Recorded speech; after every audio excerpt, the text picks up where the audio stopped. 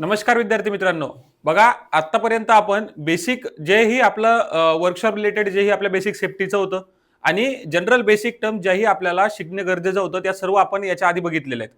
बघा, ह्या जे मी तुम्हाला शिकवलं ना, बेसिक सेफ्टी असेल, पीपीई किट असेल, फर्स्ट एड असेल, त्यानंतर आपली फायर एक्सटिंग्विशरचे वेगवेगळे प्रकार असतील आणि 5S टेक्नॉलॉजी असेल, यावरतीच एक्झाममध्ये काय या ज्या बेसिकमधनं प्रश्न येतात ते सर्वच्या सर्व टॉपिक मी कव्हर करून दिलेले आहेत.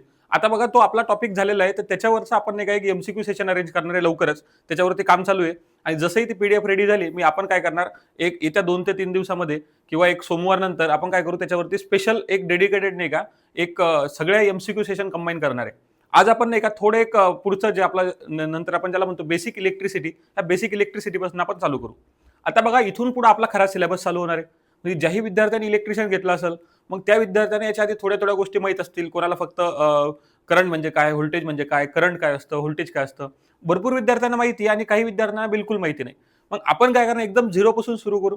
म्हणजे आपल्याला ज्या गोष्टी शिकायच्या आहेत आणि याच बेस पकडून आपल्याला नाही का फर्स्ट इयरचाच पूर्ण कंप्लीट बेस पकडून सेकंड इयरला जोही तुमच्या मशीन्स आहेत, पॉवर सिस्टम आहे, हे सगळं याच्यावरती डिपेंड करतं. त्याच्यामुळे इथून पुढे नाही का जेही लेक्चर आपण घेणार आहेत, आता आत्ताचं इम्पॉर्टंट होतं, पण इथून पुढे तुमचं नाही का म्हणजे कॉम्पिटेटिव्ह एक्झामच्या दृष्टिकोनातून म्हणा किंवा समोर सेकंड इयरच्या दृष्टिकोनातून भरपूर इम्पॉर्टंट टॉपिक आहेत आणि यातूनच सीबीटी एक्झाममध्ये सुद्धा प्रश्न विचारले जातात. हे सुद्धा मी तुम्हाला चालू लेक्चरमध्ये सांगून देईल. बघा, आता आपण सुरू करणार आहे. आज मी काय सांगितलं, आपल्याला सुरू करायचं बेसिक्स ऑफ इलेक्ट्रिसिटी. काय सांगितलं मी? Basic of electricity. आता बेसिक ऑफ इलेक्ट्रिसिटी म्हणजे काय रे? आता लक्षात राहू द्या, बेसिक म्हणजे काय आपण म्हणतो एखादी गोष्ट म्हणजे त्याच्या एकदम छोट्या मूलभूत गोष्टी. मग आता बेसिक गोष्टीमध्ये काय आहे, तर तुम्ही आतापर्यंत 2-3 गोष्टी ऐकल्या असेल. बघा, आतापर्यंत तुम्ही ऐकलं असेल करंट, आता ऐकलं असेल करंट, नंतर ऐकलं असेल व्होल्टेज, नंतर काय ऐकलं असेल व्होल्टेज, आणि नंतर ऐकलं असेल तुम्ही रेजिस्टन्स. आता जेही विद्यार्थी बघा, ज्या विद्यार्थ्यांचं नाही का 11वी-12वी झालेलं आहे किंवा 10वी जरी झालं असेल, तुम्ही एका सायंटिस्टचं नाव ऐकलं असेल ज्याला आपण म्हणतो ओहम. काय म्हणतो तुम्ही? ओहम म्हणतो. आणि ओहम्सचा नाही काय ओहम्स लॉ होता, काय होता ओहम्सचा एक लॉ होता. ह्या सगळ्या गोष्टी आतापर्यंत तुम्हाला फक्त ऐकल्यासारख्या वाटल्या असतील. मग आता एक्झॅक्ट नाही का भरपूर विद्यार्थ्यांना माहित असते करंट म्हणजे नेमका काय असतो. त्यांना विचारलं ना करंट काय, तर करंटची एक डेफिनेशन सांगतात. ते काय, एक करंटची डेफिनेशन काय आपल्याकडं, की आपण काय म्हणतो rate of flow of charges. काय सांगितलं मी? Rate of flow of charges, किंवा त्याला आपण म्हणतो इलेक्ट्रॉन.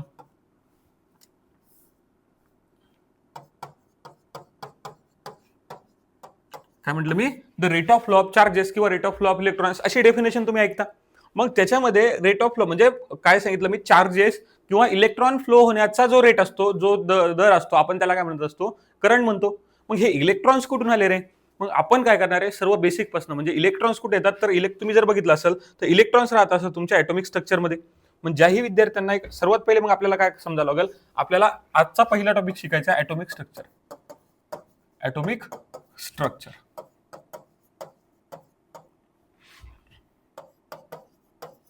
Atomic structure. आता ॲटॉमिक स्ट्रक्चर म्हणजे काय? आता बघा, ॲटम म्हणजे मराठीमध्ये आपण त्याला म्हणतो अणू. ॲटम म्हणजे काय म्हणतो आपण त्याला? अणू. आणि ॲटॉमिक स्ट्रक्चर म्हणजे अणूची रचना. मग आता हा टॉपिक जवळपास सगळ्या विद्यार्थ्यांनी नाही का, जर ज्यांचं 11वी-12वी झालं असेल त्यांनी केमिस्ट्रीमध्ये, ज्या 10वी करून आले त्यांनी 10वीच्या सब्जेक्ट बेसिक इलेक्ट्रिसिटीमध्ये किंवा केमिस्ट्रीच्याही सब्जेक्टमध्ये तुम्ही अणूची रचना शिकली असेल. आता मग ॲटम म्हणजे काय असतं, सगळ्यात पहिले अणू म्हणजे काय हे माहिती पाहिजे आपल्याला. तर आता ॲटम म्हणजे काय? ॲटम ज्याला काय म्हणतो आपण इंग्लिशमध्ये म्हणायचं म्हटलं तर स्मॉलेस्ट पार्टिकल. Smallest particle. आता स्मॉलेस्ट पार्टिकल म्हणजे काय? एखाद्या पदार्थाचा सर्वात छोटा कण. मी काय सांगितलं? एखाद्या पदार्थाचा सर्वात छोटा कण. म्हणजे बघा, जर समजा मी म्हटलं हा पेन आहे माझ्याकडं, या पेनला जर मी तुकडा केला, समजा एकदम बारीक तुकडा केला याचा, एवढे तुकडे करत करत गेलो की त्याचा म्हणजे आपला बघा तो डोळ्यानं पहिली गोष्ट दिसत नाही, एवढे बारीक बारीक बारीक बारीक तुकडे केले आपण की त्याचा अजून त्याच्यानंतर त्याचा तुकडा करणं पॉसिबल नाही. आपण त्याला म्हणत असतो ॲटम. मग ॲटम म्हणजे काय? कोणी विचारलं ॲटम म्हणजे काय, तर ॲटम म्हणजे काय असतं? स्मॉलेस्ट पार्टिकल ऑफ सबस्टन्स किंवा त्याला त्याला काय म्हणतो आपण? सर्वात छोटा कण. मग आतापर्यंत तुम्ही 2-3 आयटम ऐकले असेल. एखादा असतं आयटम आता आयटम म्हणजे काय? हे आयटम म्हणजे लिस्टवाले आयटम राहतं. मग तू म्हणता बघा 6 आयटम आहे, 7 आयटम. आयटम म्हणजे काय असतं? याच्यात असतात हे आयटम म्हणजे काय गोष्टी किंवा जे लिस्टमध्ये वापरतो ते. आणि दुसरा आयटम ऐकला असेल तुम्ही आयटम सॉन्ग. मग आता हे दोन्ही आयटम नाहीत. हे कोणतं आहे? हे आयटम ज्याला आपण आयटम म्हणजे काय म्हणतो? ATOM वाला आयटम आहे. याला म्हणतो आपण स्मॉलेस्ट पार्टिकल किंवा ज्याला म्हणतो सर्वात छोटा कण किंवा म्हणजे अणु म्हणजे काय असतं? एखाद्या पार्टिकलचा सर्वात छोटा वाला कण त्याला आपण काय म्हणतो? आयटम म्हणतो. मग हा जो ॲटम असतो ना, या ॲटमचा नाही का तुम्ही ॲटॉमिक स्ट्रक्चर शिकले असेल, ॲटॉमिक रचना शिकली असेल, तर त्या ॲटॉमिक रचनेमध्ये 3 महत्त्वाचे मुद्दे असतात. आता 3 कोणकोणते असतात रे? तर सर्वात पहिले असतं बघा इलेक्ट्रॉन्स. काय असतं? इलेक्ट्रॉन्स असतात. त्याच्यानंतर बघितलं इलेक्ट्रॉन झाल्यानंतर असतात प्रोटॉन आणि त्याच्यानंतर येतात न्यूट्रॉन. काय येतात? न्यूट्रॉन. मग आता कोणताही आयटम असो, मी काय सांगितलं? कोणताही आयटम असो, कशाचाही आयटम असो, कोणत्याही पदार्थाचा कण असो, त्याच्यामध्ये 3 गोष्टी 100% असणार. एक राहणार इलेक्ट्रॉन, दुसरा राहणार तुमचा प्रोटॉन आणि तिसरा राहणार न्यूट्रॉन. बघा आतापर्यंत आपण बघितलं काय की फक्त ॲटॉमिक स्ट्रक्चर बघायचं आपल्याला.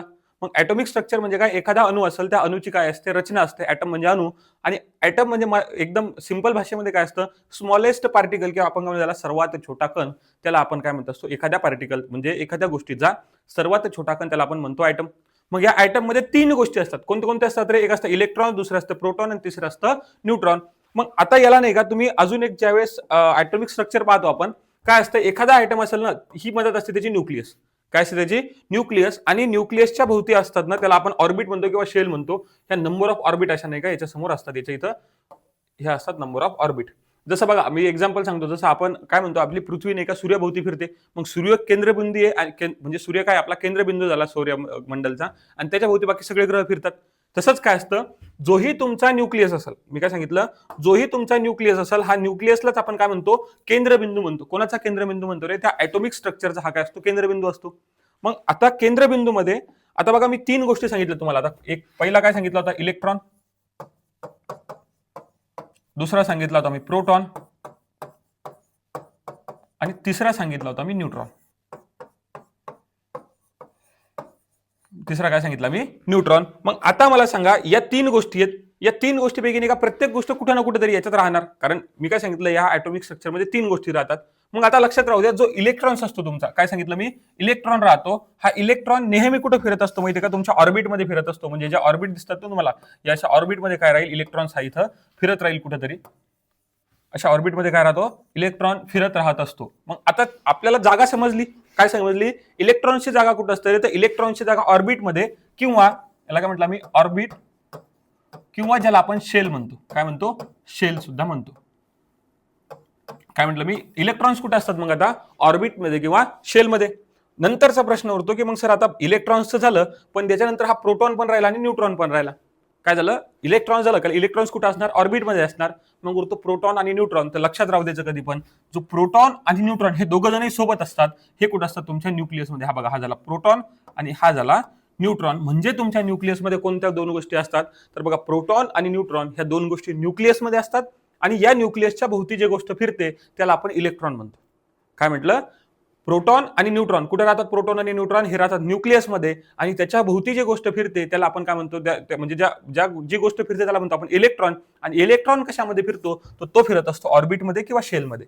मी काय सांगितलं तुम्हाला? एक तर ऑर्बिट म्हणा किंवा शेल म्हणा. मग आता आपण आतापर्यंत फक्त काय शिकलो की 3 गोष्टी असतात. एक असतात प्रोटॉन, दुसरी असते न्यूट्रॉन आणि तिसरी राहते इलेक्ट्रॉन. तर मग त्याच्यापैकी जो इलेक्ट्रॉन राहतो, इलेक्ट्रॉन ऑर्बिटमध्ये फिरतो.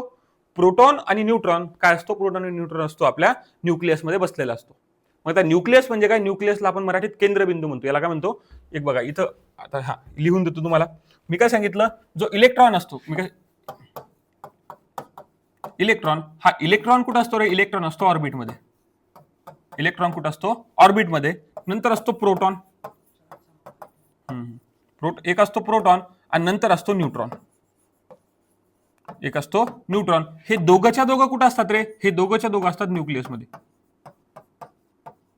कुठं असतात? न्यूक्लियस. यालाच मराठीमध्ये केंद्रबिंदू म्हणतात. यालाच मराठीत काय म्हणतात? केंद्रबिंदू. यालाच मराठीत काय म्हणतात? केंद्रबिंदू. आणि या ऑर्बिटलाच मराठीमध्ये म्हणतात कक्षा. ऑर्बिटलाच मराठीमध्ये काय म्हणतात? कक्षा. मग आता जर तुम्हाला पेपरमध्ये प्रश्न काय विचारतात की खालीलपैकी कोणती गोष्ट किंवा आपण काय विचारतात इलेक्ट्रॉन्स हे कुठे राहतात, मग तुम्हाला ऑप्शन मध्ये काय देतात, ऑर्बिट देतील, न्यूक्लियस देतील, परत काहीतरी वेगळ्या 2 ऑप्शन देऊन देतील आणि ते विचारतील इलेक्ट्रॉन्स कुठे राहतो. मग इलेक्ट्रॉन्स कुठे राहतो, इलेक्ट्रॉन्स राहतो ऑर्बिटमध्ये. यालाच आपण काय म्हणतो, शेल म्हणतो. यालाच आपण काय म्हणतो, शेल असं म्हणतो. म्हणजे आता आपण फक्त काय शिकलो की जो आपला इलेक्ट्रॉन्स राहतो हा इलेक्ट्रॉन्स राहतो शेलमध्ये किंवा ज्याला आपण ऑर्बिट म्हणतो. त्याच्यानंतर प्रोटॉन आणि न्यूट्रॉन हे दोघं कुठे राहतात, हे दोघं राहत असतात न्यूक्लियसमध्ये. म्हणजे आता आपल्याला प्रत्येकाची जागा समजली. बघा आपण सुरुवात केली ॲटॉमिक स्ट्रक्चरपासून. ॲटॉमिक स्ट्रक्चर नंतर आपण आलो ॲटम मध्ये काय काय असतं. मग काय असतं तर फक्त 3च गोष्टी असतात. एक असतो प्रोटॉन, दुसरा असतो न्यूट्रॉन आणि तिसरा असतं इलेक्ट्रॉन. मग याच्यापैकी सुद्धा मला सांगा, आता मी काय सांगितलं, ऑर्बिट म्हणजे इलेक्ट्रॉन्स कुठे राहतात, इलेक्ट्रॉन्स राहतो ऑर्बिटमध्ये. न्यूक्लियसमध्ये कोण राहतात, तर न्यूक्लियसमध्ये 2 गोष्टी राहतात. एक राहतो सर प्रोटॉन आणि दुसरा राहतो न्यूट्रॉन. मग आता त्याच्यानंतरचा प्रश्न काय की ज्या वेळेस आता अजून काय विचारतात की खालीलपैकी कोणती गोष्ट स्टॅटिक राहते, कोणती रिव्हॉल्विंग राहते. रिव्हॉल्विंग म्हणजे फिरणारी. आणि मी आत्ताच तुम्हाला सांगितलं की जी गोष्ट न्यूक्लियसमध्ये ही गोष्ट काय ठरणार, एकाच ठिकाणी राहणार, ही फिरणार नाही. पण जी गोष्ट तुमची कशामध्ये, जी ही गोष्ट आपल्या ऑर्बिटमध्ये फिरते. मग ऑर्बिटमध्ये फिरते म्हणून लक्षात राहायचं, जो इलेक्ट्रॉन्स असतो ना तुमचा, हा इलेक्ट्रॉन्स काय करतो, फिरत असतो. तर कोणाभोवती फिरतो, हा फिरतो न्यूक्लियस भोवती. कोणाभोवती फिरत असतो, न्यूक्लियस. हा जसा एका ठिकाणी दाखवला कदाचित हा काय असेल, रिव्हॉल्व होत राहतो. म्हणजे न्यूक्लियस काय करत राहतो, या ठिकाणी रिव्हॉल्व होत राहतो. कोणाच्या भोवती, न्यूक्लियसच्या भोवती इलेक्ट्रॉन्स काय होतो, रिव्हॉल्व होत राहतो.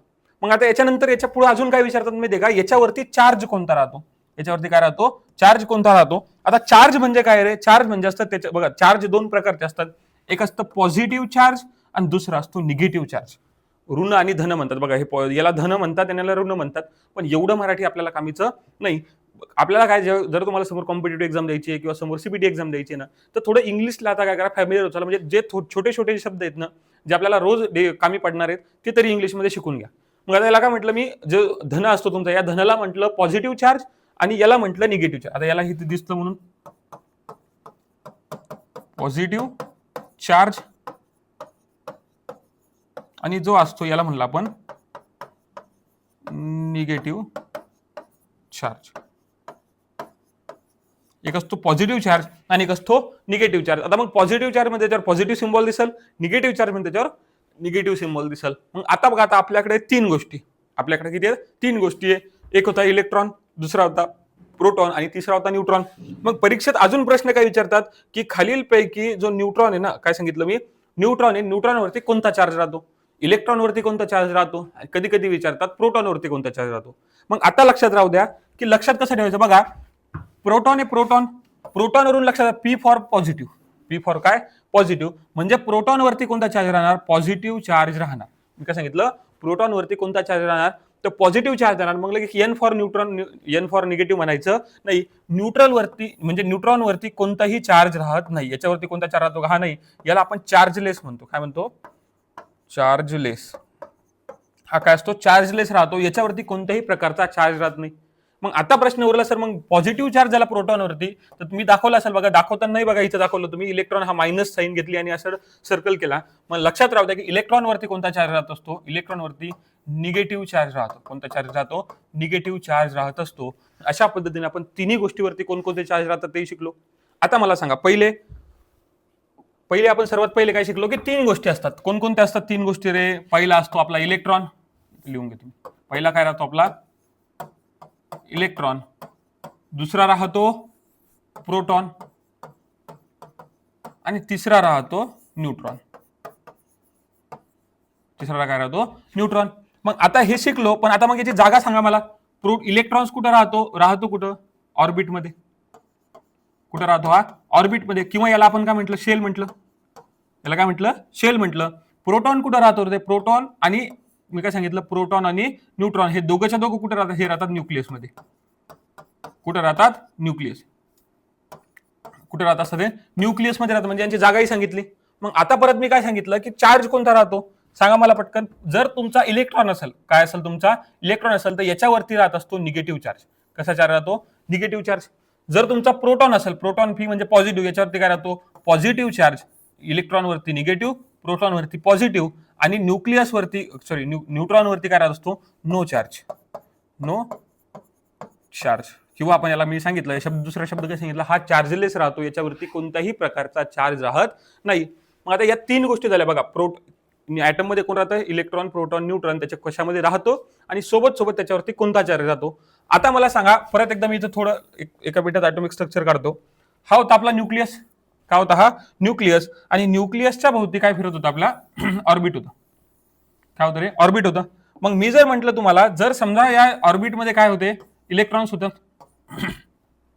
ऑर्बिटमध्ये काय होते, इलेक्ट्रॉन्स होते. आणि न्यूक्लियसमध्ये काय होतं रे, मी काय, न्यूक्लियसमध्ये काय होतं बघा, न्यूक्लियसमध्ये दोन गोष्टी होत्या, एक होता प्रोटॉन आणि दुसरा होता न्यूट्रॉन. एक काय होता प्रोटॉन आणि दुसरा होता न्यूट्रॉन. आता जर मी तुम्हाला अजून प्रश्न विचारला की इलेक्ट्रॉनवरती चार्ज आहे निगेटिव्ह, इलेक्ट्रॉनवरती चार्ज काय निगेटिव्ह, प्रोटॉनवरती चार्ज आहे पॉझिटिव्ह आणि न्यूट्रॉनवरती चार्ज आहे का न्यूट्रॉनवरती चार्ज नसतो. मग आता परीक्षेत कधी कधी प्रश्न विचारतात की जे खाली म्हणजे जे ॲटॉमिक स्ट्रक्चर असतं ना, या ॲटॉमिक स्ट्रक्चरमध्ये न्यूक्लियसवरती, कशावरती,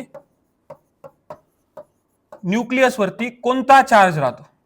मी काय सांगितलं तुम्हाला, या तिन्हीपैकी बघा, इलेक्ट्रॉन्सवरचा चार्ज झाला, प्रोटॉनवरचा झाला, न्यूट्रॉनवरचा चार्जच नसतो. मग ते काय विचारतात की या न्यूक्लियसवरती कोणता चार्ज राहतो. ऑर्बिटमध्ये तर निगेटिव्ह चार्ज आहे कारण तो इलेक्ट्रॉन्स आहे, पण न्यूक्लियसवरती कोणता चार्ज राहतो. बघा आता न्यूक्लियसवरती म्हणसाल, कोणी कोणी म्हणाल सर चार्ज राहतो, कोणी म्हणतं चार्ज राहत नाही. तुम्ही मला सांगा कोणता चार्ज असायला पाहिजे. आता याच्या मागचं कारण सांगतो तुम्हाला. बघा न्यूक्लियसमध्ये दोन गोष्टी आहेत. बघा न्यूक्लियसमध्ये किती गोष्टी आहेत, दोन गोष्टी आहेत. एक आहे प्रोटॉन, दुसरा आहे न्यूट्रॉन.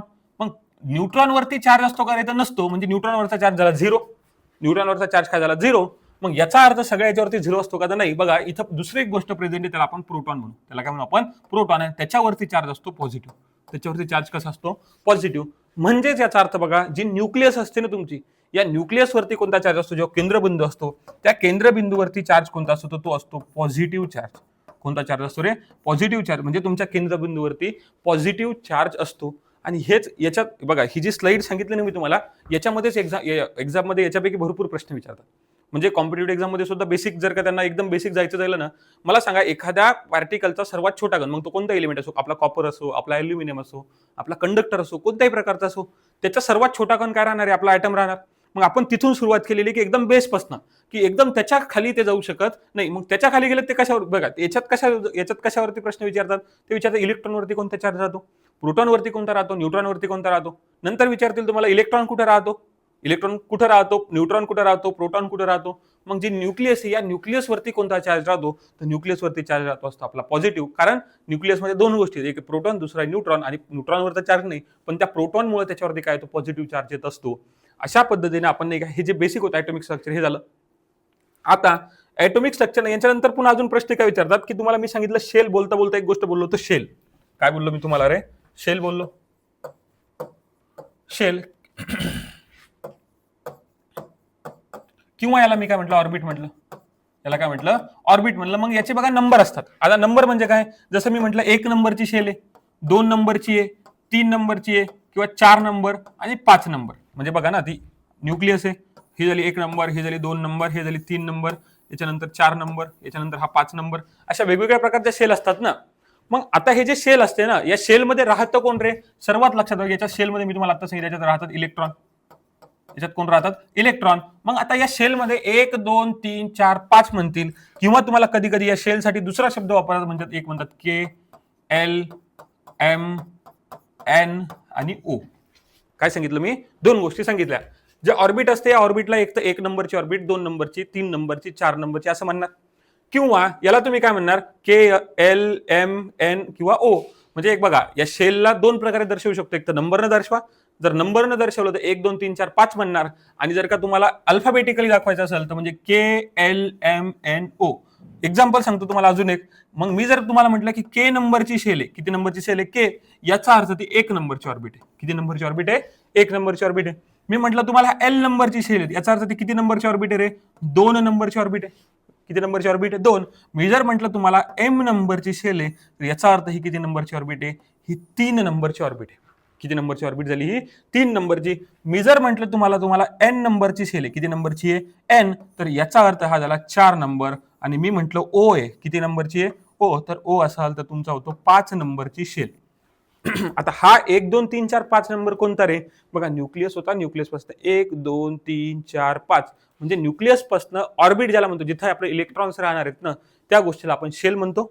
आणि न्यूक्लियसच्या भोवती किती शेल असू शकतात, मग हे डिपेंड करतं त्याच्यामध्ये इलेक्ट्रॉन्स किती आहेत, किती आहे इलेक्ट्रॉन्स. मी त्याच्यामुळे आता तुम्हाला ते लिहून देताना इथं असं लिहून दिलं होतं की मला सांगा शेलमध्ये ऑर्बिटमध्ये कोण राहतं, तर ते राहतात इलेक्ट्रॉन्स. काय राहतात? इलेक्ट्रॉन्स. मग मला एक गोष्ट सांगा तुम्ही आता, जर एखादी गोष्ट असेल तर प्रत्येक गोष्टीची कॅपॅसिटी असते.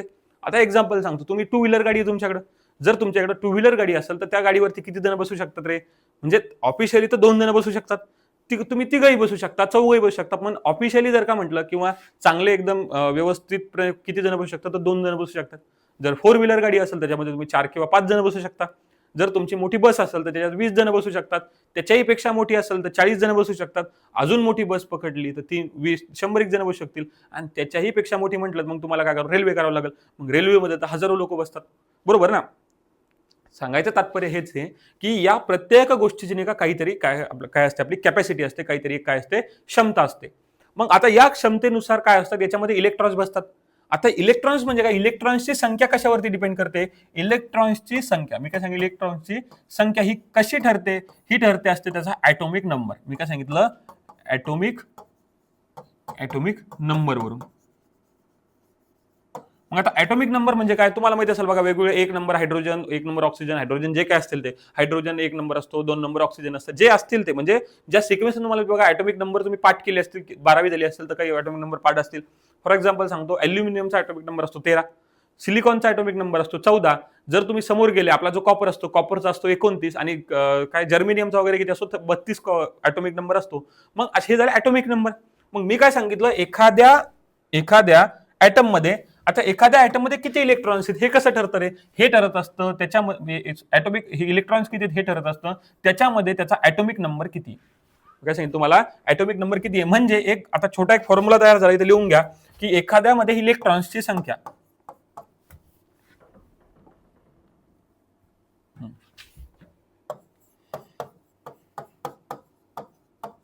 इलेक्ट्रॉन्स ची संख्या इज इक्वल टू असतं त्या गोष्टीचा ॲटॉमिक नंबर. ॲटॉमिक नंबर हा फॉर्म्युला आहे. फॉर्म्युला म्हणल्यापेक्षा ही गोष्टच आहे, कन्सेप्टच आहे की एखाद्या गोष्टीमध्ये किंवा एखाद्या विचारलं एलिमेंटमध्ये ॲटॉमिक इलेक्ट्रॉनची संख्या किती असते, तर त्याचा काय करायचं, तुम्ही ॲटॉमिक नंबर काढायचा. जेवढा त्या गोष्टीचा ॲटॉमिक नंबर असेल तेवढी त्याची इलेक्ट्रॉनची संख्या असेल. आता एक 2-4 लिहून देतो जे आपल्याला नेहमी कमी पडतात, लक्षात घ्या. पहिला असतो आपला ॲल्युमिनियम. ॲल्युमिनियमचा ॲटॉमिक नंबर मी काय लिहून देऊन राहिलो, तो atomic number. Atomic number, atomic हा नंबर. ॲटॉमिक नंबर किती असतो ॲल्युमिनियमचा, लक्षात राहू द्या 13. जर तुमचा सिलिकॉन असेल, सिलिकॉनचा ॲटॉमिक नंबर असतो 14. नंतर असतो आपला जो सर्वात जास्त आपण वापरतो कॉपर. कॉपरचा ॲटॉमिक नंबर असतो बघा 29. आणि जर्मेनियम याचा ॲटॉमिक नंबर असतो बघा 32. मी काय सांगितलं, हे एक्झाम्पल सांगितले. असे मल्टिपल आयटम्स राहतात, मल्टिपल गोष्टी राहतात. याच्यात काय करू शकता तुम्ही, हे अजून भरपूर आहेत. जसं हायड्रोजन असतं, ऑक्सिजन असेल, गोल्ड असेल, सिल्वर असेल, आयर्न असेल, याचे ॲटॉमिक नंबर तुम्ही काढू शकता. पण आपल्याला जे काय पडतात ना, ॲल्युमिनियम, सिलिकॉन, कॉपर आणि जर्मेनियम, आता हे झाले याचे ॲटॉमिक नंबर. मग आता मी तुम्हाला काय सांगितलं रे, आत्ताच सांगितलं की इलेक्ट्रॉन्स किती असतात. मी जर तुम्हाला विचारलं ॲल्युमिनियम मध्ये किती इलेक्ट्रॉन्स असतात, ॲल्युमिनियम मध्ये किती इलेक्ट्रॉन्स असतात, हे कशावरती डिपेंड करा. मी काय सांगितलं, इलेक्ट्रॉन्सची संख्या इज इक्वल टू कसं ॲटॉमिक नंबर, म्हणजे जेवढ्या नंबरचा ॲटॉमिक आहे तेवढेच नंबर ऑफ इलेक्ट्रॉन्स. मी काय सांगितलं, नंबर ऑफ इलेक्ट्रॉन्स किती असतील, याच्यामध्ये 13 असतील, याच्यामध्ये 14 असतील, याच्यामध्ये 29 असतील, याच्यामध्ये काय असतील, 32 राहतील. म्हणजे आता बघितलं का तुम्ही, प्रत्येकामध्ये इलेक्ट्रॉन्सची संख्या वेगवेगळी आहे. मग आता इलेक्ट्रॉनची संख्या वेगवेगळी आहे, तर मग मी जर तुम्हाला विचारलं की सर के शेल आहे, एल शेल आहे, एम आहे, एन आहे, मग परीक्षेत प्रश्न कसे विचारतात की के शेल मध्ये किती इलेक्ट्रॉन्स राहतील. मग आता बघा, जसं एक्झाम्पल पकडू, आपल्या किती ॲल्युमिनियमचे एक्झाम्पल पकडा, 13 आहे. किती आहे? 13. मग आता आपल्याला काय करायचं, या 13 इलेक्ट्रॉन्सला बसवायचे, म्हणजे ज्याला आपण म्हणतो ॲटॉमिक स्ट्रक्चर किंवा ॲटॉमिक कन्स्ट्रक्शन ज्याला म्हणतो. मग आता याच्यासाठी काय करावं लागतं, मी जसं तुम्हाला सांगितलं की आपल्याला 13 जण आहेत आपल्याकडे, समजा एक्झाम्पल असंच पकडा की आपल्याकडे किती जण आहेत, 13. मग या 13 जणाला आपल्याला कुठेतरी जायचं होतं, तर आपण काय करणार, त्यांना नेण्यासाठी आता काय आपल्याला त्यांना बसवायचंय. मग मला सांगा, 13चे 13 जण टू व्हीलरवर बसतील का रे? नाही बसणार. किंवा 13चे 13 जण फोर व्हीलर पण बसणार नाही. मग यासाठी आपल्याला वेगवेगळी अरेंजमेंट करावं लागते. मग याच्यासाठी आपल्याला कॅपॅसिटी माहिती पाहिजे. आता कोणाची कॅपॅसिटी, ही कॅपॅसिटी माहिती पाहिजे आपल्याला या शेलची, आणि या म्हणजे शेल असेल किंवा ज्याला आपण ऑर्बिट म्हणलं, या ऑर्बिटची कॅपॅसिटी माहिती पाहिजे. मग आता कसं लक्षात राहतं बघा, मग मी तर म्हटलं के ऑर्बिट मध्ये किती इलेक्ट्रॉन्स बसतात, एल मध्ये किती बसतात, एम मध्ये किती बसतात, एन मध्ये किती बसतात, किंवा ओ मध्ये किती बसतात, मग हे तुम्हाला माहिती पाहिजे. आणि परीक्षेमध्ये कधी कधी सरळ सरळ याच्यावर सुद्धा प्रश्न येतो की एल नंबरच्या ऑर्बिटमध्ये किंवा एल ऑर्बिटमध्ये किती इलेक्ट्रॉन्स जास्तीत जास्त बसू शकतात. कमीत कमी तुम्ही एक बसवा नाही तर बसवू नका, पण जास्तीत जास्त किती बसू शकतात ही त्याची लिमिट असते. आता टू व्हीलरवरती एक बसू शकतो, दोनही बसू शकतात, कोणी नाही बसलं तरी काही प्रॉब्लेम नाही, पण 4 आणि 5 जण बसू शकतात का नाही बसू शकत. आता काही एक्सेप्शनल केसमध्ये लोक बसवतात, पण स्टँडर्ड जर विचार केला तर 2 जणांच्या वरती बसू शकत नाही. मग त्याच पद्धतीने सांगतो मी तुम्हाला, ज्या आपल्या शेल असतात ना, या शेल, मग याच्यात नाही का, याचा काय सांगितलं मी, याची जर कॅपॅसिटी तुम्हाला माहिती करायची असेल, काय माहिती करायची तुम्हाला, कॅपॅसिटी किंवा क्षमता, शेलची क्षमता. आता क्षमता म्हणजे काय, क्षमता म्हणजे त्याच्यामध्ये किती इलेक्ट्रॉन्स बसू शकतात. आता ही जर माहिती करायची असेल तर याच्यासाठी एक फॉर्म्युला सांगितलेला आहे बघा. याच्यासाठी फॉर्म्युला असतो 2n चा स्क्वेअर. मी काय सांगितलं, फॉर्म्युला काय, 2n चा स्क्वेअर. आता n म्हणजे काय रे, आता n म्हणजे असतं जितक्या नंबरची शेलमध्ये तुम्हाला बसवायचे तितक्या नंबरची शेल. मी जर तुम्हाला विचारलं की तिसऱ्या नंबरच्या शेलमध्ये किती इलेक्ट्रॉन्स बसतील, किती नंबर विचारलं, तिसऱ्या, तर तिथं n म्हणजे झाला 1, n म्हणजे झाला 3. मी जर तुम्हाला उद्या विचारलं की अरे 4 नंबरची शेल आहे किती नंबरची शेल आहे, 4 नंबरची, तर या 4 नंबरच्या शेलमध्ये किती इलेक्ट्रॉन्स बसतील, तर मग तुम्ही काय म्हणाल sir, n is equal to किती झाला, 4. मी जर म्हटलं तुम्हाला की 2 नंबरची शेल आहे, किती नंबरची शेल आहे, 2 नंबरची, तर 2 नंबरच्या शेलमध्ये किती इलेक्ट्रॉन्स बसतील, तर तुम्ही म्हणायचं n इज इक्वल टू किती म्हणायचं, 2. मी जर म्हटलं 1 नंबरची शेल आहे तुमच्याकडे, किती नंबरची शेल आहे, 1 नंबरची, तर या 1 नंबरच्या शेलमध्ये किती इलेक्ट्रॉन्स बसतील, तुम्ही म्हणाल sir n is equal to किती राहणार, तिथं 1 राहणार. मग आता याच यांची व्हॅल्यू काय करायची, या फॉर्म्युल्यामध्ये ठेवायची. मी डायरेक्ट सांगू शकतो बघा, 2, 8, 18, 32, नंतर समोर समोर होत चालतं. पण आता कसं काढायचं बघा, 2n स्क्वेअर फॉर्म्युला आहे, याची काढायची आपल्याला क्षमता, याची काय काढायची आता, क्षमता काढायची. मग क्षमता काढायची मी काय सांगितलं, फॉर्म्युला काय आपला, 2n चा स्क्वेअर, 2n चा स्क्वेअर. आता बघा मग पहिलं बघा, 2 ऍज इट इज लिहिला, n म्हणजे किती, इथं 1, एक नंबरची शेल म्हणजे n काय येणार, 1, म्हणजे 1 चा स्क्वेअर, 1 चा स्क्वेअर. मग तुम्ही सांगा मला, 2, 1 चा स्क्वेअर राहतो 1, 2 मल्टिप्लाय बाय 1 म्हणजे याचं उत्तर किती आलं, 2 आलं. 2 मल्टिप्लाय काय, उत्तर किती आलं, 2. आता मला सांगा 2n चा स्क्वेअर म्हणजे 2 चा स्क्वेअर, कितीचा स्क्वेअर, 2 आणि 2 चा स्क्वेअर, 2 चा स्क्वेअर असतो 4. मग मी बघा इथं काय म्हटलं, 2 मल्टिप्लाय बाय 4, याचं उत्तर आलं आपलं 8. याचं उत्तर किती आलं, 8. मी म्हटलं सर मला तिसऱ्या नंबरच्या शेलमध्ये पाहिजे, किती नंबरच्या, 3 नंबरच्या. मग मी यांच्या ठिकाणी किती ठेवणार, 3 ठेवणार. 2 म्हणजे n चा स्क्वेअर म्हणजे 3 चा स्क्वेअर, आणि तुम्हाला माहिती आहे 2 मल्टिप्लाय बाय 3 चा स्क्वेअर, 3 चा स्क्वेअर किती असतो रे, 3 त्रिक 9, आणि उत्तर आलं बघा 18. उत्तर किती आलं आपलं, 18. मग आता मी काय म्हटलं तुम्हाला की n नंबरची शेल आहे ज्याच्यामध्ये 4 आहे, मग 4 किती नंबरच्या शेलमध्ये काढायचं आपल्याला, 4 नंबरचा काढायचं. म्हणजे लिहा तुम्ही 2n चा स्क्वेअर म्हणजे 4 चा स्क्वेअर. तर बघा 2 मल्टिप्लाय बाय 4 चा स्क्वेअर, 4 चूक किती येतात 16, 2 मल्टिप्लाय बाय 16 येतात 32. किती येतात रे, 16 दुने 32.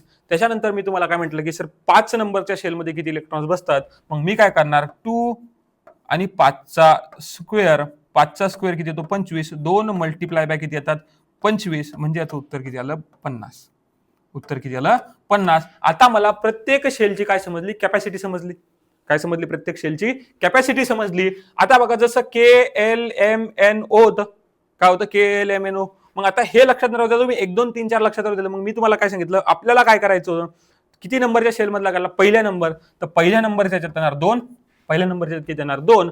जर दुसरा नंबर म्हटलं तर दुसऱ्या याच्यात येणार 8, तिसऱ्यामध्ये बसणार 18, चौथ्यामध्ये बसणार 32, आणि पाचव्यामध्ये बसणार 50. मग तुम्ही म्हणसाल सर जर एक्झाम्पल घेतलं, समजा एखादं एक्झाम्पल काय अल्युमिनियमचं एक्झाम्पल आहे, मग ह्या अल्युमिनियमला आम्हाला काय करा, ऑर्बिटमध्ये बसवून दाखवा. काय करायचं आता आपल्याला, अल्युमिनियमला बसवून दाखवायचं. तोपर्यंत काय करा, हे एकदा व्यवस्थित नाही का सर्वांनी लिहून घ्या. 2 मिनिटं मी साईडला होतो. काय करा, हे व्यवस्थित लिहा किंवा मग पॉज करून काय करा, लिहून घ्या पहिले.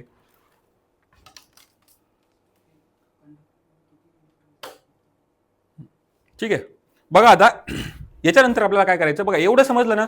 काय केलं रे आपण, मी तुम्हाला फक्त एक फॉर्म्युला सांगितला 2n स्क्वेअर.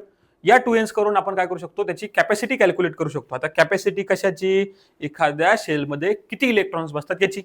मग आता याच्यावरून आपल्याला समजलं, जर पहिल्या नंबरची शेल असेल, मी काय सांगितलं, पहिल्या नंबरची शेल असेल तर त्याच्यामध्ये 2 इलेक्ट्रॉन्स बसतात. किती बसतात, 2. जर दुसऱ्या नंबरची शेल असेल तर त्याच्यामध्ये किती इलेक्ट्रॉन्स बसतात, ते बसतात 8. तिसऱ्या नंबरची शेल असेल तर त्याच्यामध्ये किती इलेक्ट्रॉन्स बसतात, ते बसतात 32. किती बसतात, 32 नाही बसत, बसतात 18. आणि तिसऱ्या याच्यामध्ये बघा, चौथ्या नंबरची शेल असेल तर त्याच्यामध्ये बसतात 32. किती बसतात, 32. आणि 5व्या नंबरची शेल असेल तर त्याच्यामध्ये बसतात 50. किती बसतात रे, 50. बघा अशा पद्धतीने आपण 2, 8, 18, 32 आणि 50 एवढे इलेक्ट्रॉन्स बसू शकतो. आता बघा तुम्ही म्हणशाल मग KLMNO कुठे आहे? बघा पहिला असेल तर के, दुसरा असेल तर एल, नंतर लिहा एम, एन आणि ओ. म्हणजे एन नंबरच्या शेलमध्ये किती बसतील रे? 32 इलेक्ट्रॉन्स बसतील. अशा पद्धतीने आपण हे झालं आपल्याला काय किती त्याची कॅपॅसिटी आहे. मग आता आपल्याला एक्झाम्पल कशाचं घ्यायचं होतं? एक्झाम्पल घ्यायचं होतं आपल्याला अल्युमिनियमचं. मग बघा अल्युमिनियम आपल्याला काय करायचं? अल्युमिनियमचा काय करायचं आपल्याला? ऍटॉमिक स्ट्रक्चर काढायचं. आणि जर तुम्हाला अल्युमिनियमचा ऍटॉमिक नंबर माहिती असेल तर मी आताच सांगितलं मागे तुम्हाला किती असतो अल्युमिनियमचा ऍटॉमिक नंबर? तो असतो 13. तो किती असतो रे? 13. मग अल्युमिनियमचा ऍटॉमिक नंबर 13 आहे. पण आपल्याला जर का ऍटॉमिक स्ट्रक्चर काढायचं असेल तर आपल्याला लागते नंबर ऑफ इलेक्ट्रॉन्सची संख्या, नंबर ऑफ इलेक्ट्रॉन्स. मग आता मी तुम्हाला मगाशीच सांगितलं होतं की नंबर ऑफ इलेक्ट्रॉन्स किती असतात? तर नंबर ऑफ इलेक्ट्रॉन्स असतात equal to atomic number. Equal to काय असतात? Atomic number. मग मी या फॉर्म्युल्यानुसार जर का बघितलं आपण की नंबर ऑफ इलेक्ट्रॉन्सची संख्या म्हणजे इलेक्ट्रॉन्सची संख्या इज इक्वल टू किती येणार याच्यामध्ये? 13. किती येणार? 13. का पण याचा ऍटॉमिक नंबर 13 आहे. मग आता मला सांगा, आता आपल्याला काय करायचं? याचं ऍटॉमिक स्ट्रक्चर काढायचं. ऍटॉमिक स्ट्रक्चर जर का काढायचं असेल तर सर्वात महत्वाची गोष्ट मध्ये असतो न्यूक्लियस. मध्ये काय असतो रे? न्यूक्लियस. आणि या न्यूक्लियस मध्ये दोन गोष्टी असतात. एक असतो प्रोटॉन, दुसरा असतो न्यूट्रॉन. एक असतो प्रोटॉन, दुसरा असतो न्यूट्रॉन. मग या न्यूक्लियसच्या भोवती किती ऑर्बिट काढू? आता मी काय म्हटलं तुम्हाला, या न्यूक्लियसच्या भोवती किती ऑर्बिट काढायच्या? तुम्ही कितीही काढा. पण मला सांगा, जर एखाद्या गोष्टीमध्ये कोणी बसलंच नाही, ती काढूनही फायदा आहे का? नाहीये. मग आता बघा, जर ऍटॉमिक नंबर 13 असेल तर आपल्या जवळपास एक 3-4 ऑर्बिट मध्ये होऊन जाणार. पहिले मी काय करतो? पहिली ऑर्बिट काढतो. पहिले काय केलं? एक पहिली ऑर्बिट काढली. काय काढली? ही पहिली ऑर्बिट. मग आता पहिल्या ऑर्बिटची कॅपॅसिटी किती आहे रे? मला सांगा, पहिल्या ऑर्बिटमध्ये किती किंवा पहिल्या शेलमध्ये किती जण बसू शकतात? तर मी सांगितलं मॅक्झिमम 2 जण. किती सांगितलं मी? मॅक्झिमम 2 जण बसू शकतात. मग लगेच घ्या, उचला 2 जणांना. 1 आणि 2 झाले. पहिली म्हणजे आपलं झालं हे, समजा पहिली गाडी फुल झाली आपली. मग आता काय करायला? उरलेले दुसऱ्या ह्याच्यात टाका, दुसऱ्या ऑर्बिटमध्ये टाका. मग काढा दुसरी ऑर्बिट. मग ही काढली मी आता दुसरी ऑर्बिट. दुसरी. मग आता दुसऱ्याची कॅपॅसिटी किती आहे? तर दुसऱ्याची कॅपॅसिटी आहे सर 8. दुसऱ्याची कॅपॅसिटी किती आहे? 8. मग आता काय करा? 8 काय करा? 8 प्लेयर आपले म्हणजे किंवा 8 इलेक्ट्रॉन्स काय करून द्या याच्यामध्ये टाकून द्या. बघा, पहिला, हा झाला दुसरा, हा झाला तिसरा, हा झाला चौथा, 5, 6, 7 आणि 8. आता निगेटिव्ह साईन दाखवून राहिलो, याचा अर्थ काय? हे इलेक्ट्रॉन्स आहेत. मग आता बघा, या 13 पैकी माझे किती गेले रे? या 13 पैकी पहिल्या ऑर्बिटमध्ये 2 गेले. पहिल्या ऑर्बिटमध्ये किती? 2 गेले. दुसऱ्या ऑर्बिटमध्ये 8 गेले. दुसऱ्या ऑर्बिटमध्ये किती गेले? 8 गेले. आता जर का मी तिसरी ऑर्बिट काढली तर बघा, तिसरी ऑर्बिट काढतो मी. हे बघा, ही आहे माझी तिसरी ऑर्बिट. ही काय माझी तिसरी ऑर्बिट आहे. मग या तिसऱ्या ऑर्बिटमध्ये किती जण बसतात? मग तिसऱ्या ऑर्बिटमध्ये बसू शकतात सर 18 जण. किती जण बसू शकतात? 18. मग आपल्याकडे 18 जण आहेत का? नाहीये. कारण बघा, मला या 13 मधून जर का 8 आणि 2 म्हणजे 10 गेले, उरले किती रे इथं? फक्त आता आपल्याकडे 3च जण बसायचे बाकी आहेत. किती जण बसायचे बाकी आहेत? 3 जण. मग या 3 जणांना काय करा? शेवटच्या ऑर्बिटमध्ये टाकून द्या. मग सर याची कॅपॅसिटी तर 18 आहे ना. मग याची कॅपॅसिटी 18 जरी असली तरी आपल्याकडे जेवढे शिल्लक आहे आपण तेवढेच गाडीत भरणार. बरोबर आहे ना? जेवढे शिल्लक आहे. मग कोणी दुसरे आणून भरणार आहे का? नाही. मग जेवढे आपल्याकडे शिल्लक आहेत, मग आपल्याकडे शिल्लक होतात 3. मग हे 3च्या 3 काय करायचे? शेवटच्या ऑर्बिटमध्ये टाकायचे. 3च्या 3 काय करायचे? 1, 2 आणि 3. या तिन्हीला काय केलं? मी शेवटच्या ऑर्बिटमध्ये टाकलं. म्हणजे लक्षात राहू द्या, जर आता याला मी काय म्हटलं की पहिल्या ऑर्बिटमध्ये गेले माझे 2, दुसऱ्या ऑर्बिटमध्ये गेले किती? 8 आणि तिसऱ्या ऑर्बिटमध्ये गेले किती गेले? 2 गेले. 3 गेले. तर मग अशा पद्धतीने आपण 13च्या 13 ऍटम, 13च्या 13 इलेक्ट्रॉन्स हे आपण कशामध्ये बसवलेले? शेलमध्ये बसवले. मग याला म्हणायचं ऍटॉमिक स्ट्रक्चर ऑफ अल्युमिनियम. याला काय म्हणणार आपण? Atomic structure of aluminium. मग हे झालं ऍटॉमिक स्ट्रक्चर अल्युमिनियमचं. मग आता लिहितात कसं रे? लिहिताना काय करायचं? याच्यामध्ये लिहावं लागतं आपल्याला असं की बघा, के होतं, एल होतं आणि एम होतं. आपण 2-3च शेल वापरले. KLMNO पैकी फक्त KL आणि M तिघायचंच काम पडलं. मग सर मी आता इथे चौथी काढू का? काढणं. मग त्याच्यामध्ये काढले तरी त्याच्यात इलेक्ट्रॉन्स बसणार आहे का? नाही. मग जर काय त्याच्यात इलेक्ट्रॉन्सच बसवायचे नाही तर काढून काय करता? मग त्याच्यासाठी 3 काढले आपण. मग आता आपण काय करणार? या जो के आहे ना, या के मध्ये किती बसले मला सांगा? के मध्ये पहिल्या याच्यामध्ये बसले 2, एल मध्ये बसले 8 आणि एम मध्ये किती बसले? एम मध्ये बसले आपले 3. अशा पद्धतीने आपण टोटल 13च्या 13 इलेक्ट्रॉन्स काय केले रे? याच्या इलेक्ट्रॉन स्ट्रक्चर मध्ये बसवले. आणि याला म्हणतात ऍटॉमिक स्ट्रक्चर किंवा याला म्हणतात ऍटॉमिक कन्स्ट्रक्शन ऑफ अल्युमिनियम. परीक्षेत प्रश्न काय विचारतील? जर सोपा प्रश्न त्याला विचारायचा तर ते विचारतील अल्युमिनियम मध्ये इलेक्ट्रॉनची संख्या किती आहे? झाला पहिला प्रश्न. जर त्यांना थोडं अवघड विचारायचं ते अजून काय विचारते की अल्युमिनियम मध्ये इलेक्ट्रॉन झाला, पण अल्युमिनियमचं ऍटॉमिक स्ट्रक्चर कसं दिसेल? मग ते कदाचित खाली ऑप्शन मध्ये अशी डायग्राम देऊ शकतात. त्याला थोडं जास्त अजून अवघड विचारायचं तर ते काय विचारतील की अल्युमिनियम आहे ना तुमचा अल्युमिनियम, या अल्युमिनियमच्या एम नंबरच्या शेलमध्ये किती इलेक्ट्रॉन्स आहेत? काय विचारतील? अल्युमिनियमच्या एम नंबरच्या शेलमध्ये किती इलेक्ट्रॉन्स आहेत? मग तुम्ही म्हणायचं सर एम, तर आपण काढला एम. एम मध्ये किती इलेक्ट्रॉन्स आहेत याचे उत्तर असणार 3. मग ते कधी कधी असंही विचारतात की अल्युमिनियमच्या एन नंबरच्या शेलमध्ये किती इलेक्ट्रॉन्स आहेत. मी काय विचारलं, अल्युमिनियमच्या एन नंबरच्या शेलमध्ये किती इलेक्ट्रॉन्स आहेत. तर याचं उत्तर कोण सांगू शकतं. तर याचं उत्तर सरळ सरळ बघा, एन शेलच नाही, शेल नाही म्हणजे तिथं कोणीच राहणार नाही. याचं उत्तर येणार 0, मोठा 0. समजलं का. परीक्षेत प्रश्न कसा विचारतील की अल्युमिनियम, बघा हे मी सगळं तुम्हाला आयटीआयच्या दृष्टिकोनातून आहेच, पण सोबत सोबत कॉम्पिटेटिव्हच्या दृष्टिकोनातून सांगून राहिलो. मग कॉम्पिटेटिव्ह मध्ये असे प्रश्न थोडा अवघड, आयटीआय मध्ये बेसिक लेवल विचारते रे. मग ॲटॉमिक स्ट्रक्चर झालं, त्याच्यानंतर त्याच्यात विचारतील KLMN पैकी कोणत्या शेलमध्ये विचारतील, आणि त्याच्यात काय विचारतील की एम शेलमध्ये किती नंबर. मग तुम्हाला हे ॲटॉमिक कॉन्फिगरेशन काढता आलं पाहिजे. मग प्रत्येक वेळेस एवढं काढायचं काम नाही, आपल्याला शेलच्या कॅपॅसिटीनुसार तुम्ही लिहू शकता. आता तुम्हाला होमवर्क, आता काय तुम्हाला होमवर्क, मी काय सांगितलं, होमवर्क.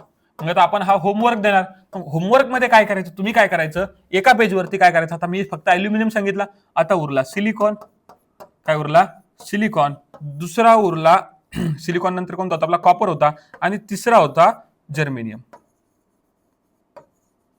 आता काय करायचं, जर्मेनियम, या तिन्हीचे ॲटॉमिक नंबर काय काढायचं तुम्हाला, ॲटॉमिक नंबर, त्याच्यानंतर याचा ॲटॉमिक कॉन्फिगरेशन. मी काय सांगितलं, atomic structure, atomic structure, atomic structure हे तिन्हीच्या तिन्ही याचं म्हणजे सिलिकॉनचं, कॉपरचं आणि जर्मेनियमचं एक पेज घ्यायचं, जे तुम्ही रबबुक बनवलं असेल त्या रबबुकवरती तुम्ही काय करणार, अल्युमिनियम, सिलिकॉन आणि जर्मेनियम या तिन्ही याचं काय करायचं, ॲटॉमिक नंबर काढून कॉन्फिगरेशन काढायचं. आणि ज्या पद्धतीने मी सॉल्व्ह केलं का नाही, हे बघा असं 3, हे एक डायग्राम काढायची, आणि नंतर के मध्ये किती आहे, एल मध्ये किती आहे, एम मध्ये किती आहे, आणि एन मध्ये किती आहे हे पण तुम्ही काढायचं. आणि सोबत बघा हे जे फॉर्म्युले सांगितले हे सगळेच्या सगळे खूप इम्पॉर्टंट आहेत, त्याच्यामुळे हे 2-3 वेळा लिहून बघा. आणि हा होमवर्क सगळ्यांनी काय करायचं, जेवढेही विद्यार्थी आजच्या आज व्हिडिओ बघतील, हा व्हिडिओ बघितल्यानंतर हा होमवर्क कंप्लीट करायचा. आणि प्रत्येकाने एक तर व्हॉट्सअप ग्रुपवरती काय करा, इमेज पाठवायची. जर तुम्ही व्हॉट्सअप ग्रुपवरती इमेज पाठवली, समजून घेणार की तुम्ही आजचं लेक्चर बघितलं, आणि आजचं लेक्चर जर त्याच्यात काही चुकी असेल तर मी तिथेही सांगेल, नसेल तर चुकी असेल तर मेसेजमध्ये सांगेल, तुम्हाला पर्सनल मेसेज करेल, की असं नको व्हायला की तुमची इज्जत गेली ग्रुपवरती. मग मी पर्सनल मेसेज करून सांगेल. पण सर्वांनी काय करायचं, हे जेही विद्यार्थी आजचं लेक्चर बघतील त्या सर्व विद्यार्थ्यांनी आपला जेही मी तुम्हाला होमवर्क सांगितला हा होमवर्क ग्रुपवरती पाठवायचा. पाठवला तरी चांगलं, नाही पाठवला तरी चांगलं. मला हे समजेल ना की कोण कोण विद्यार्थी ऍक्टिव्हली काय करतात, व्हिडिओ बघत आहेत, आणि कोणाकोणाला खरंच काळजी आहे बाबा लेक्चरची, हे समजून जाईल. आजचा व्हिडिओ इथंच संपला. थोडा लेंदी झाला असेल, किंवा जर का थोडं तुम्हाला काही असं वाटत असेल की बाबा लय लवकर झाला किंवा लय स्लो झाला. काही जणांचा विषय कसा राहतो की काही जणांना ऑलरेडी याच्या बऱ्याच गोष्टी याच्यातल्या माहिती आहेत, मग काही जणांना वाटेल की सर हा लेख खूप थोडं तुम्ही स्लो घेतलं. पण विषय कसा आहे की प्रत्येकाची मेंटॅलिटी सारखी नसते, त्याच्यामुळे नाही का थोडं एकदम सिंपल हळूहळू आपण काय करू, एकदम तुम्ही माझ्या टोनिंग सोबत मॅच होईपर्यंत आपण काय करणार, थोडं हळूहळू जाण्याचा प्रयत्न करू. मग जर तुम्हाला वाटलं याच्यानंतर आपण याच्यानंतरही स्पीड वाढवू शकतो, म्हणजे फास्ट पण घेऊ शकतो. पण मला वाटतं ही स्पीड बरोबर आहे. स्पीड कमी करायची का जास्त करायची हे सुद्धा तुम्ही मला याच्यामध्ये सांगू शकता. आता बघा, जसा आपला पहिला टॉपिक कंप्लीट झालेला आहे, पहिला टॉपिक आपला कोणता होता, basic safety tools and hand tools वगैरे होतं त्याच्यामध्ये. तर याची नाही का तुम्हाला नोट्स भेटणार आहे. मी तुम्हाला तेव्हाही बोललो होतो की आपण काय करणार आहे, तुमच्या नोट्स प्रोव्हाइड करणार आहे. याची PDF राहील जी तुम्हाला भेटल. आता बघा ही PDF याच्यामध्ये काय आहे बघा, ही तुम्हाला वाचायसाठी तुम्ही बुक कोणतंही रेफर करू शकता. जर तुमच्या सरांनी एखादं बुक सांगितलं तर तुम्हाला घ्यावंच लागेल.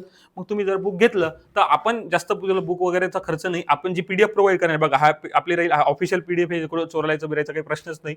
आयटी इन्स्ट्रक्टर इलेक्ट्रिशियनचा मॉड्यूल पहिलं कोणतं आहे, मॉड्यूल 1 सेफ्टी साईन. आणि याच्यामध्ये काय आहे, सेफ्टी साईन मध्ये बघा याचं पब्लिशर तर मीच राहणार, ठीक आहे. मग याच्यात मॉड्यूल 1 बघा, याच्या सेफ्टी साईन दिल्या. जेवढे शिकलो नाही आपण एकदम सिंपल फॉर्म मध्ये, फक्त तुम्हाला रिव्हिजनसाठी कमी पडणार आहे, थेरी बिरी लिहायचं काम नाही. बघा मी काही आपण हे नाही की आपल्याला लिहायसाठी बसलो, लिहिणार तुम्ही तुमचं जे कॉलेजमध्ये सांगणार ती थेरी तुम्ही लिहिणारच आहे. फक्त आपलं काय करायचं, या नोट्स काय करू शकतो तुम्ही एकदा डोळ्या खालून घालायच्या. बघा जसं मॅन्डेटरी साईन असेल, प्रोहिबिशन साईन असेल, त्याच्याबद्दल नाही का थोडं मी एक मराठीत सांगण्याचा प्रयत्न केलेला आहे. एक प्रत्येक इमेज कशी दिसते, इन्फॉर्मेशन साईन कशी असते, नंतर इक्विपमेंट PPE म्हणजे काय, नंतर ABC सांगितलं, बोलता ABC सांगितलं बघा, एअरवे, ब्रिथिंग आणि सर्क्युलेशन. त्याचा लॉंग फॉर्म फक्त विचारतात कधी कधी, म्हणून इथं ऍड केला. अशा पद्धतीने बघा हे सगळे याच्यामध्ये PDF मध्ये जेवढे मी आतापर्यंत शिकवलं नाही हे सगळे या PDF मध्ये दिलेलं आहे. 5S जे काल आपण शिकलो बघा, सेरी, सिचॉन, सित्सुके, सिकेट्सू, त्याची पण प्रॅक्टिस करत राहायची, 4-5 वेळा लिहून राहायचं. मग हे बघा याच्या शब्दामध्ये दिलं की इंग्रजीत अर्थ काय होतो, short set in order, short set in, हा शॉर्ट झाला बघा, हा शॉर्ट पाहिजे, ठीक आहे. थोडं इथं नंतर मी करेक्शन करून देईल तुम्हाला. Short, set in order, shine, standardise आणि सस्टेन. मग हे पद्धतीनं नंतर 5S टेक्नॉलॉजी बद्दल हे जस्ट एक इमेज टाकली, ही तुम्ही मोबाईलमध्ये बघू शकता. आता आपण काय करू, सुरुवातीला ही जी PDF आहे ना, ही PDF तुम्ही प्रिंटही मारायची, जर का समजा तुम्हाला प्रिंट मारायची असेल तेही ऑप्शन मी अवेलेबल करून देतो. आणि ही PDF मी एखाद्या ग्रुपवरती आपल्या जे स्टडी हबचं त्याच्यावरती ही पहिली PDF फ्रीमध्ये मी सर्वांना प्रोव्हाइड करणार आहे. म्हणजे ही पीडीएफ तुम्ही तुमच्या मित्राला दाखवू शकता, मैत्रिणीला दाखवू शकता की अशा पद्धतीच्या नोट्स आपण काय करणार आहे क्लासमध्ये प्रोव्हाइड करणार आहे. ज्याही विद्यार्थ्यांना, आता मला भरपूर विद्यार्थ्यांचा असा मेसेज होता की त्यांना क्लास जॉईन करायचे, तर मी त्यांना लवकर सांगतो की तुमचे मित्र वगैरे असतील त्यांना क्लास जॉईन करायसाठी काय करायचं. पण आजच्या लेक्चरमध्ये आपण इथेच थांबून जाऊ. आपण जेही मी तुम्हाला सांगितलं तेवढं होमवर्क करून काय करा, तुम्ही मला मेसेज करू शकता. आजचं लेक्चर इथंच संपलं. धन्यवाद.